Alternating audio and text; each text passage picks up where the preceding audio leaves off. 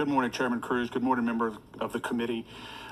Chris Alexander, Louisiana Citizen Advocacy Group. We represent ordinary Louisiana citizens across the state of Louisiana who are very concerned about this bill. Just some brief notes here. Apparently, under this bill, it's not unlawful to discriminate based on gender identity if it is a, quote, bona fide occupational qualification reasonably necessary for the operation of the business. That's what it says.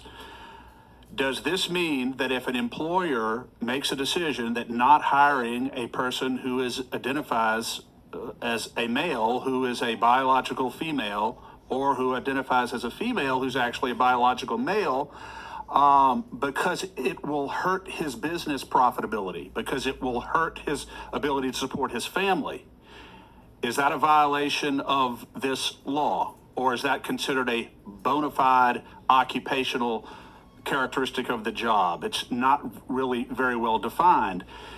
The bill also says that this bill is not intended to be interpreted to infringe upon the freedom of expression, association, or the free exercise of religion. So does this mean that if an employer declines to hire someone who is a biological male and identifies as a female, or vice versa, because it is a violation of that employer's religious convictions, is that a violation of this bill, or is it not? So that's the question that we have about the bill. And I can tell you that employers, the ones who are members of our group who've contacted us, are very, very concerned about any time they make a decision not to hire someone who simply identifies as a member of a sex that's not their biological sex, they're going to get a letter from a lawyer. And they're going to get a lawsuit that they're going to have to defend, because the presumption will be at that point under this bill that they discriminated based upon gender identity and for no other reason. So if you want to drive businesses out of the state of Louisiana, the few viable employers that we have left here, passing this bill is a very, very good way to do it. Thank you. Hello, how are you? I'm fine, ma'am. Thank you. I need some clarity on a comment that you made. You said someone's religious convictions would cause them not to hire someone because of sexual orientation.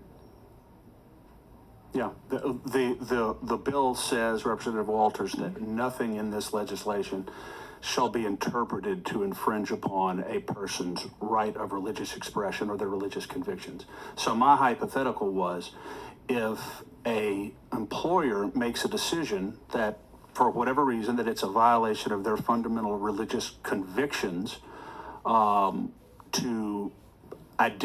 a person to identify as a member of a sex that is not consistent with their biology, or even to be a transgender, to undergo physical, surgical transgender surgery, and therefore they're not comfortable based on their religious convictions hiring that person, would they be protected under this bill, or would that be considered a violation of the bill? That was the question that I had.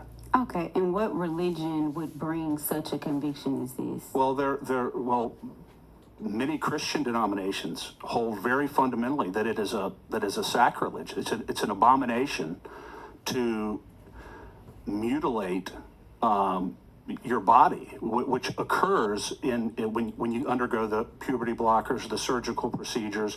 That is really an abomination, and it's offensive to many people.